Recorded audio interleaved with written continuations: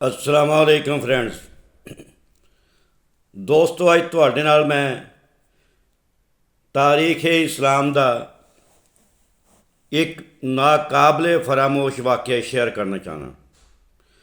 तुसी मेरी गल जिहड़ी मैं करन लगा है पूरी सुननी, पता लगे कि तारीख इस्लाम दे विच कितने कितने बड़े हीरो ने। दोस्तों, एक कासद दमिश्क तो टुरिया ते बड़ी दूर समरकंद पहुंचिया। उमर बिन अब्दुल अजीज़ रहमतुल्लाह अलैह दा घर लभदा लभदा एक उहदे कोल लैटर सी, खत सी। वो खत उहनूं समरकंद दे पादरी ने, गैर मुस्लिम पादरी ने दिता सी। वो खत लैके गया, दमिश्क तो टुरिया समरकंद गया, दमिश्क पहुंचया। उन्हें दोस्तों ने कहा, यार इस वेले जिहड़ा सल्तनत इस्लामिया का हुक्मरान आ, मैं उहदे घर जाना। वो लोगों ने कहा, जी इस गली च चले जाओ, अगे वह घर आ, फलां फलां जगह निशानदेही कर दी।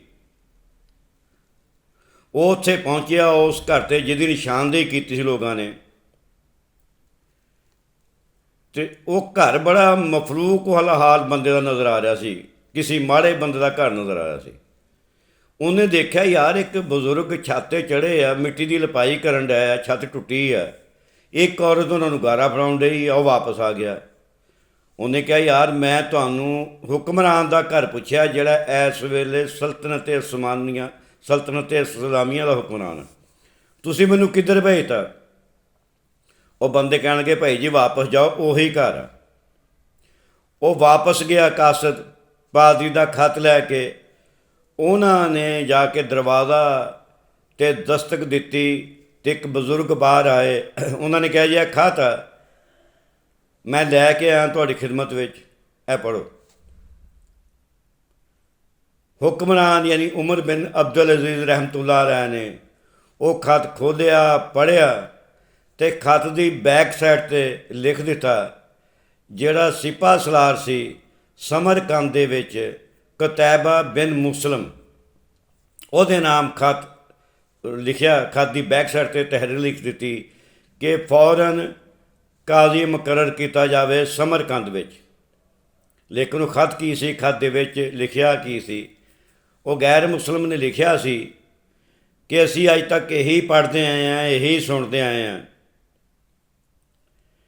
कि मुसलमान किसी भी सल्तनत नूं फतह करन तो पहलों उन्होंने इस्लाम कबूल करन दी दावत दिंदे आ।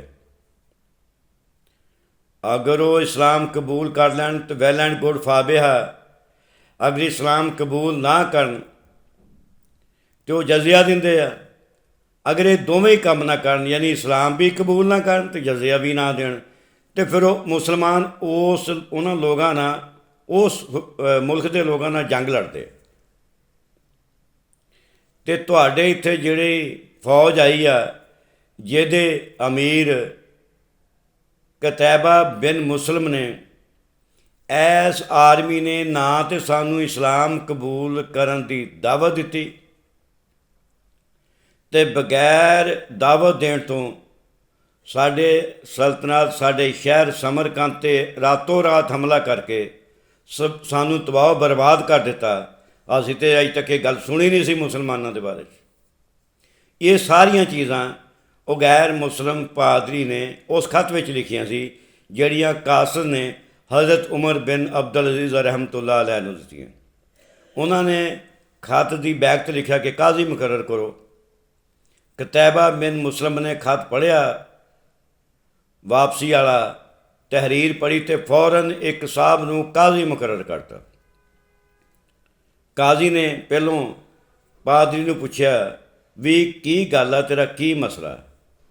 उन्हें कहा, जी यह गल आ, कोई दावत नहीं दिती कि इस्लाम कबूल करो, सानू बगैर पुछियों दस्यों रातों रात हमला करके सानू फतह कर लिया। कोई गलबात ही नहीं हुई, कोई मुलाकात ही नहीं हुई। काजी ने कतैबा बिन मुसलम ने पूछया ਆਇਆ ਇਹ ਗੱਲ ਠੀਕ ਆ? ਉਹਨਾਂ ਨੇ ਕਿਹਾ ਠੀਕ ਆ। ਉਹਨੇ ਕਿਹਾ ਤੁਸੀਂ ਫਿਰ ਕੀਤਾ ਕਿਉਂ ਬਈ? ਕਤੈਬਾ ਬਿਨ ਮੁਸਲਮ ਨੇ ਆਖਿਆ ਜੀ ਜਿਹੜੇ ਦਾएं ਬਾएं ਦੇ ਮੁਲਕ ਸੀ, ਛੋਟੇ ਛੋਟੇ ਸਲਤਨਤਾਂ ਸੀ, ਟੁਕੜੇ ਸੀ ਮੁਲਕਾਂ ਦੇ ਛੋਟੇ ਛੋਟੇ, ਉਹਨਾਂ ਲੋਕਾਂ ਨੂੰ ਅਸੀਂ ਇਸਲਾਮ ਦੀ ਦਾਵਤ ਦਿੱਤੀ, ਉਹਨਾਂ ਨੇ ਕਬੂਲ ਹੀ ਨਹੀਂ ਕੀਤੀ। ਅਸੀਂ ਇਹਨਾਂ ਨੂੰ ਇਸ ਤੋਂ ਦਾਵਤ ਨਹੀਂ ਦਿੱਤੀ ਕਿ ਇਹ ਮੁਲਕ ਜਿਹੜਾ ਸਮਰਕੰਦ ਇਹ ਤਾਂ ਉਹਨਾਂ ਨੂੰ ਬਹੁਤ ਅਮੀਰ ਆ, ਇਹਨਾਂ ਦੇ ਖੇਤ ਅਸੀਂ ਦੇਖੇ ਆ ਬੜੇ ਸ਼ਾਦਾਬ ਔਰ ਸਰਸਬਜ਼ਾ, ਲੋਕਾਂ ਦੀ ਹਾਲਤ ਉਹਨਾਂ ਲੋਕਾਂ ਨਾਲੋਂ ਬਿਹਤਰ ਆ ਜਿਨ੍ਹਾਂ ਨਾਲ ਅਸੀਂ ਜੰਗ ਕੀਤੀ।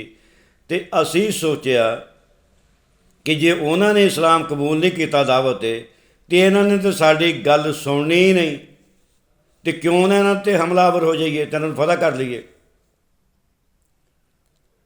ਕਾਜ਼ੀ ਸਾਹਿਬ ਨੇ ਆਖਿਆ ਕਤੈਬਾ ਬਿਨ ਮੁਸਲਮ ਤੇਰੀ ਗੱਲ ਤੋਂ ਲੱਗਦਾ ਕਿ ਤੂੰ ਮਿਸਟੇਕ ਕੀਤੀ ਹੈ, ਬਹੁਤ ਬੜੀ ਤੂੰ ਗਲਤੀ ਕੀਤੀ, ਲਿਹਾਜ਼ਾ ਤੁਹਾਡੀ ਇਹ ਸਜ਼ਾ ਵਾ। ਕਾਜ਼ੀ ਸਾਹਿਬ ਨੇ ਫਰਮਾਇਆ ਕਿ ਸ਼ਾਮ ਹੋਣ ਤੋਂ ਪਹਿਲੋਂ ਪਹਿਲੋਂ ਆਪਣੀਆਂ ਫੈਮਲੀਆਂ ਨੂੰ, ਆਪਣੀ ਤਮਾਮ ਜੋ ਤੁਹਾਡੇ ਕੋਲ ਸਮਾਨ ਆ ਲੈ ਕੇ ਇੱਥੋਂ ਨਿਕਲ ਜਾਓ। ਤੁਹਾਨੂੰ ਹੱਕ ਹੀ ਨਹੀਂ ਪਹੁੰਚਦਾ ਕਿਸੇ 'ਤੇ ਹਮਲਾ ਕਰਨ ਦਾ ਬਗੈਰ ਦਾਵਤ ਦੇਣ ਤੋਂ।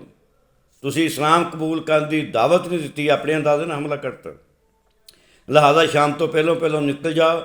ਔਰ 3 ਦਿਨ ਤੋਂ ਬਾਅਦ ਤੁਸੀਂ ਸਮਰਕੰਦ ਵੱਲ ਦੁਬਾਰਾ ਨਹੀਂ ਆਉਣਾ, ਔਰ ਆਉਣਾ ਵੀ ਤਾਂ ਜੇ ਤੁਹਾਨੂੰ ਇਹ ਲੋਕ ਪਰਮਿਸ਼ਨ ਦੇਣ ਜਾਂ ਦਾਵਤ ਦੇਣ, ਵੈਸੇ ਨਹੀਂ ਆਉਣਾ। ਲਿਹਾਜ਼ਾ ਫੌਰਨ ਆਪਣਾ ਮਾਲੋ ਮਲਾਕ ਜੋ ਕੁਛ ਵੀ ਤੁਹਾਡੇ ਕੋਲ ਹੈ, ਆਪਣਾ ਬੋਰੀਆ ਬਿਸਤਰਾ ਬੰਨੋ ਤੋਂ ਇੱਥੋਂ ਨਿਕਲਦੇ ਹੋ।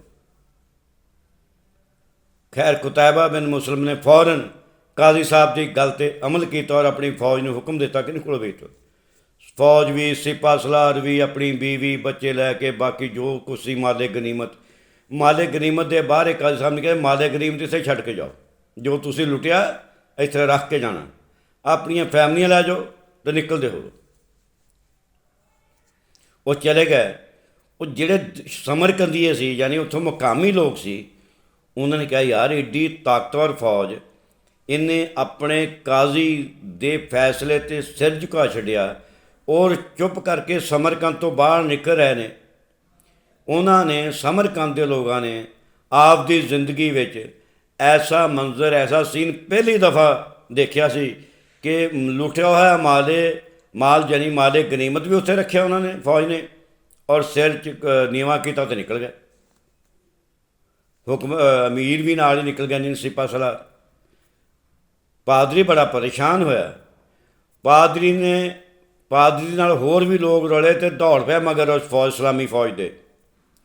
ਇਸਲਾਮੀ ਫੌਜ ਨੂੰ ਕਿਹਾ ਯਾਰ ਤੁਸੀਂ ਵਾਪਸ ਆ ਜਾਓ, ਅਸੀਂ ਐਸਾ ਮੰਜ਼ਰ ਜ਼ਿੰਦਗੀ 'ਚ ਨਹੀਂ ਦੇਖਿਆ ਕਿ ਮੁਸਲਮਾਨ ਆਪਣੇ ਕਾਜ਼ੀਆਂ ਦੇ ਫੈਸਲਿਆਂ ਦੇ ਇੰਨੇ ਪਾਬੰਦ ਨੇ ਕਿ ਮਾਲੇ ਗਨੀਮਤ ਵੀ ਰਖਵਾ ਲਿਆ ਤੁਹਾਨੂੰ ਕੱਢਦਾ।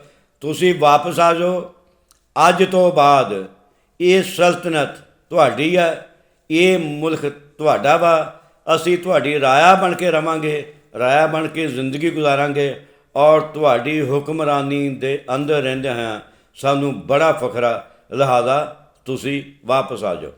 ਇਹ ਸੀ ਇਸਲਾਮੀ ਹੁਕਮਰਾਨ, ਇਹ ਸੀ ਸਾਡੇ ਅਮੀਰ ਫੌਜ ਦੇ, ਇਹ ਸੀ ਉਮਰ ਬਿਨ ਅਬਦੁਲ ਅਜ਼ੀਜ਼ ਰਹਿਮਤੁल्लाह अलैह ਦੇ ਫੈਸਲੇ। तो दोस्तों मैं चाह रहा कि वाक़या तुसी पूरा सुनो। बहुत शुक्रिया, थैंक यू, अल्लाह हाफ़िज़।